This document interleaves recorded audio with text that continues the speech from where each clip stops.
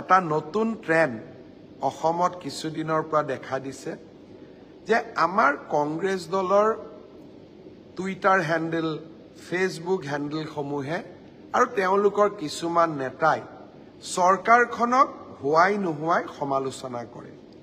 যোৱাকালি মই যেতিয়া ঝাৰখণ্ডত আছিলো একাংশ লোকে অসমৰ সোশ্যাল মিডিয়াত হাহাকাৰ লগাই দিলে যে অসমৰ চৰকাৰী চিকিৎসালয়সমূহৰ পৰা দৰ্জনে ডক্টৰে পদত্যাগ কৰিছে।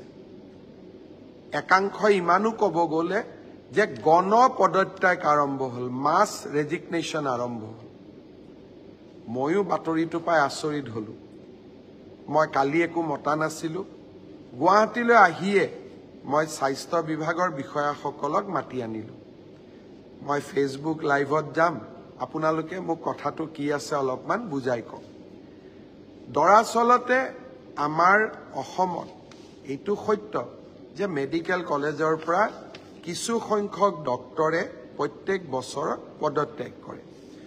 2021 চনত মেডিকেল কলেজৰ পৰা 36 জন ডক্টৰে পদত্যাগ কৰিছিল। 2022 চনত 12 জন ডক্টৰে পদত্যাগ কৰিছিল। 2023 চনত 64 জন ডক্টৰে পদত্যাগ কৰিছিল। আৰু 2024 চনতো 5 জন ডক্টৰে পদত্যাগ কৰিছে আৰু কিছু পদত্যাগ পত্ৰ আমাৰ হাতত আছে।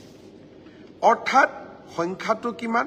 2021ত 36 গৰাকী, 2022ত 12 গৰাকী, 2023ত 64 গৰাকী আৰু 2024ত এতিয়ালৈকে 5 গৰাকী, ভৱিষ্যতলৈকে হয়তো আৰু কিছু সংখ্যক পদত্যাগ পত্ৰ আমি গ্ৰহণ কৰিম।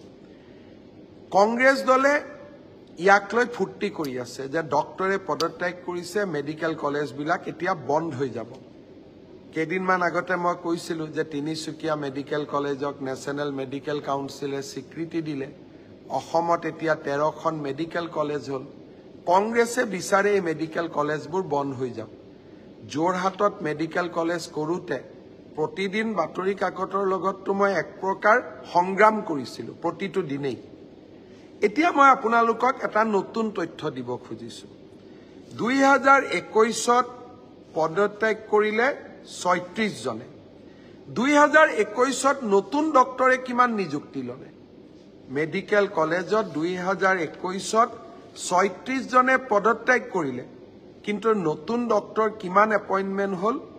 2021ত নতুন ডক্টৰ এপইণ্টমেণ্ট হ'ল 2079, 279। 36 জনে পদত্যাগ কৰিলে, 279 জনে নতুন চাকৰি পালে। তাৰ মানে আমাৰ লাভ হ'ল নে লোকচান হ'ল? নেটটো আমাৰ গেইনে হ'ল। 2022ত 12 জন ডক্টৰে পদত্যাগ কৰিলে আৰু 2022ত মেডিকেল কলেজসমূহত 441 জন নতুন চিকিৎসকে নতুনকৈ যোগদান কৰিলে। ভাবি চাওক, 441 পদত্যাগ কিমানে কৰিলে? 12 জন। 2023ত পদত্যাগ কৰিলে 64 জনে। তাৰ বিপৰীতে নতুন ডক্টৰে কিমান নিযুক্তি ল'লে? 302 জন, 302।